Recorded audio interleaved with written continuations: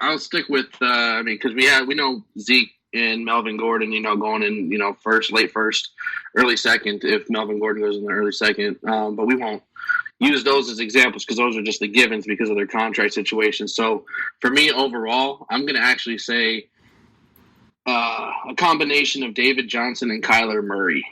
So one thing for me, I think that out here in Arizona, the whole talk is Kyler. And I think Kyler Murray is extremely, extremely overrated. I think he's going to get smacked around. So because we don't have an offensive line, to me, he's way too small. Forget the Russell Wilson and Drew Brees conversations because they're even bigger than him. I think that puts a lot more pressure on David Johnson. And I think that's going to end up hurting him where he has had an off couple of years. Granted, he had a broken wrist 1 year. Last year was just a horrible year for the Cardinals, period. I think that pressure still comes back to him because I don't think Kyler Murray is going to be the answer out here. So by way of default, I think of the offense just being the way that it is, I think David Johnson's the overvalue, and I think the overhyped individual person in the NFL, period, is Kyler Murray. Okay. I just think with the whole, and I dealt with this with Zeke when I had him as a keeper. They got rid of their Dez Bryant and didn't really have like a really strong receiver, and they literally just put Aiden the boss and dared Ezekiel to run. And so I feel like that's the same thing's gonna happen to Barkley, as y'all mentioned earlier with him. I just feel like it's gonna be deja vu all over again until they get a suitable threat, to kind of just go ahead and spread out the defense a little bit. So. Facts. This is going to be really hard for him to kind of manage yards. I know he's definitely a yards at the contact type of guy, but when you're able to put that many people in the box and go ahead and actually surround him, he's going to have a lot of problems until they actually go ahead and figure it out. And plus, Eli turned with the ball too much, so once that running game started fizzling out, it's just going to be rough in New York. Well, for one New York team, I think the other New York team's going to do all right. This one, the Giants, I think they struggle a little bit. So. Can I kind of piggyback off that real quick there? Yeah, go for it. I agree with you 100%. I think the kind of like just what I was talking about with Kyler and David Johnson, I think the success of Saquon Barkley ends up resulting based on what they do at quarterback. Because I think, like you're talking about, Eli fumbles, Eli throws picks all day. And I don't think he's the answer. And really, I was one of those guys that literally laughed at the Giants for drafting Daniel Jones. But he has shown within this preseason that he can actually do a lot. Granted, he's fumbled 3 times, but his accuracy, he's throwing 75%, has multiple touchdowns with, 300 yards, 300 plus yards passing already just in, the 3 games that they've played. Right. I think he's really turning heads. So if they decide to bring Daniel Jones in early and he can start spreading the ball like he is in the preseason and the actual regular season, I think that's going to free up Saquon Barkley to have that successful year. Yeah, I'm with you. And hopefully they I know it's like whole pots of stuff with the Manning situation. So, but if the talent is there, and he might as well. Kevin, your thoughts on that situation? Oh God, they going running backs like that when they're going to get the box stacked against them and stuff like that. It's going to be hard. But I think Daniel Jones is going to be in by at least week 7 or whenever their bye week is. They'll let Eli roll through, and then they're going to be like, "Hey, it's your time to go in." Eli, thanks, but your lookalike is going to go in now for us, and we're going to let your double ganger go ahead and take over. Yeah. But an underrated guy, that's getting drafted in that first and second round, Nick Chubb. Mm-hmm. Oh, Nick Chubb is a very underrated guy right now. I think he's going somewhere in the mid-second round of places right now. But Nick Chubb, if all of that works out around the outside for him, Nick Chubb's going to eat. Yep.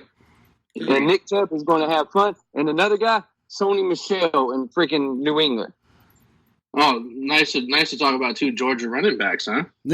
Oh, I have to, but they run all over our asses for years. Right. No, I think those 2 guys are going to be beasts. I think they're definitely going to be really, really good. And just look at all you got to do to see Sony Michel's potential is look what they did in the Super Bowl. At the end of the game, everybody thought they were going to do all this stuff. No, they ran the ball. And they fed Sony Michel. Michel was their featured back, and he was going nuts. And as long as those two guys can stay healthy, because that's been a big knock on both of them guys, even through college, is that they get hurt. They're going to be beasts. And another guy, and I'm going to say it, even though I reluctantly am going to say that, Leonard Fournette. Okay. If the boy can stay healthy and keep his stupid head on his shoulders, he's going to be a big year. Because now they're not going to load up the box, because they actually, from what people think, they got a quarterback back there that can throw spiral. Because that's what I'm hearing from here, is that this guy can throw spiral, so they're going to be dangerous in the passing game. So I'm like, okay, let Leonard run. And if Leonard don't run, or he goes punch somebody in the helmet again, then you're going to have to get him back out of there. Or if his ankle magically blows up again. I'll tell you, out here in Arizona, we used to call Nick Foles Gold. So hopefully that $88 million doesn't ruin him, and he actually comes and produces for you guys. And I'm like, why did we give $88 million to a backup quarterback? And I'm like, I'm like, have y'all not watched what he does? And people are like, well, that was Jeff Fisher doing him bad and everything like that. I was like, I don't care. If he's handed some, I've seen Jeff Fisher do stuff with a guy who died 2 years later. So I'm like, dude, it's frustrating to me. But I'll be danged if he gets hurt, the whole Jaguars are screwed. There's a reason why they sat 32 guys during the preseason. It's because they looked at them and said, if any of you 32 guys get hurt, we are screwed because our depth is shit. Running back, for God's sake. Hey, I think for stock value, just throwing this in here real quick here, Cortez, I think stock value for Duke Johnson just skyrocketed. So that'll be kind of interesting to see what happens out in Houston now, because catching some of those screen passes or some of them dump offs that, DeAndre, he uses to maybe throw to DeAndre or Will Fuller and can't get him off, and he just dumps off to Duke Johnson. Duke Johnson could be a PPR monster with late picks. So you could pick him up probably like the 12th, 13th, maybe even the 14th round, depending on how deep it is. Nice. I'm a little depressed because when and I'm beside myself here, when Kevin said Nick Chubb, he was literally my last draft pick of my last year, my fantasy draft, and I dropped him in week 2. Because you didn't listen to me. So I drafted him, and the people in the comments like, man, that's a good sleeper pick right there. It's like, and I just got impatient with him, like, I dropped him. And do you remember regret where he blew up? Dude, regret. Tell him, when did he blow up? Yeah, I picked him up when he blew up. Exactly, you picked when he blew up, and I was like, you know what? I got Phillip Lindsay, I got Ezekiel Elliott, I got Deb. I ain't hurting. Yeah, big mistake. Big mistake. Since you guys are huge, I love Nick Chubb, but let me ask you guys a question. Since Nick Chubb is the premier back in Cleveland, let's just say he's having an average season, not overwhelming, but definitely producing. What happens week 9 when Kareem Hunt comes back? Oh, it's going to be it. I think Chubb is still going to be the feature back on first and second down, and Kareem may come in to spill him on third downs when they're throwing little dump offs for him and everything. But it's going to be it. That's going to be a crazy backfield.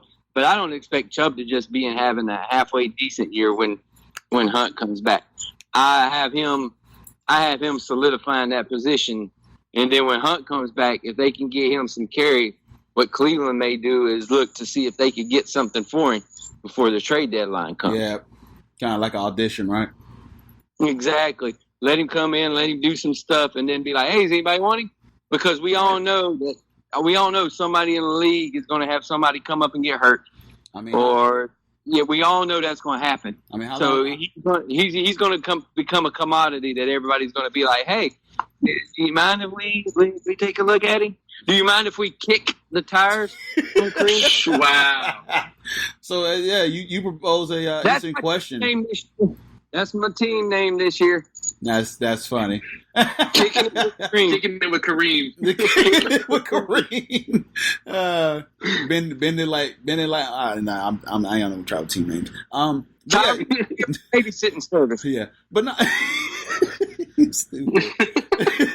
I was just saying it's an instant proposition because if you sit there and think about it, what goes on with this Melvin Gordon and Ezekiel Elliott situation. I mean, not that it would drag on this long, but if it does go on that long and this guy come back by week 9, couple weeks, he look like he's producing.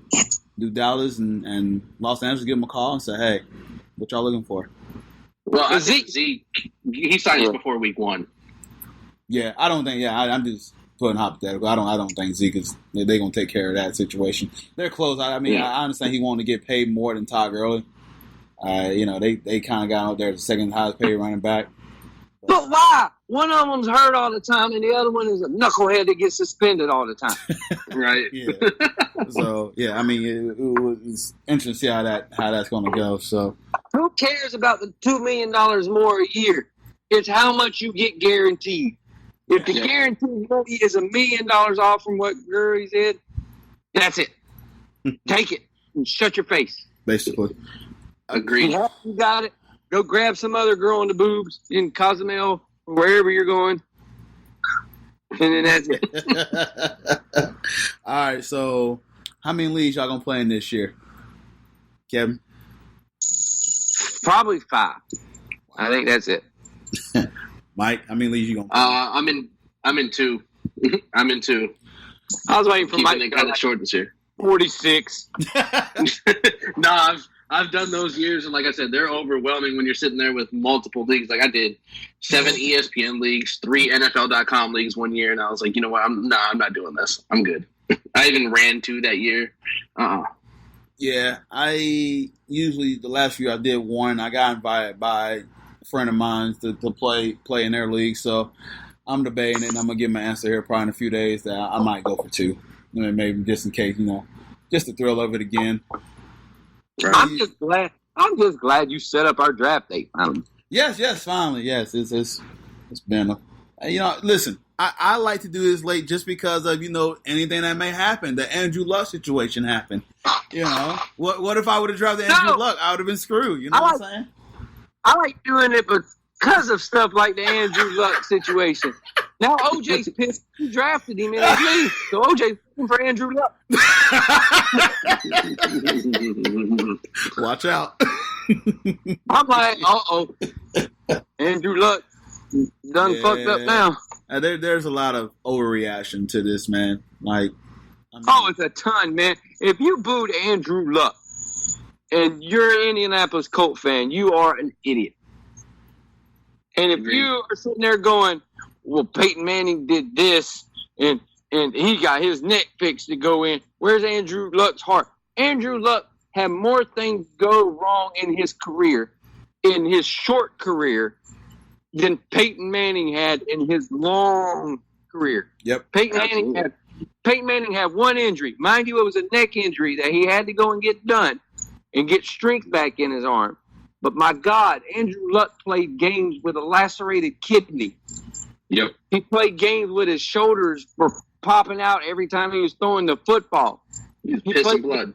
Yeah, dude, he played games. Yes, he's played games where we don't know what's going on. And that's what kills me about fans of football and stuff like that. I'm like, dude, you don't know what these guys have been through. That's why sometimes I'm like, when they retire and stuff, I'm like, okay, I get it. They leave him because of the stuff that this does to their body. But when the only time that I even say anything about any of these guys doing something is when they act like knuckleheads. That's the only time you'll hear me. If somebody retires because of injury and stuff, hey, good on you. You made your money, get out. But when you go act like a knucklehead and do stupid stuff and then expect to get paid, that's where I kind of draw the line on things.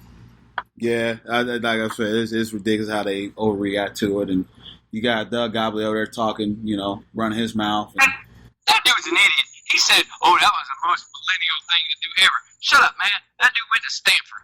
He's not a millennial. He's just smart.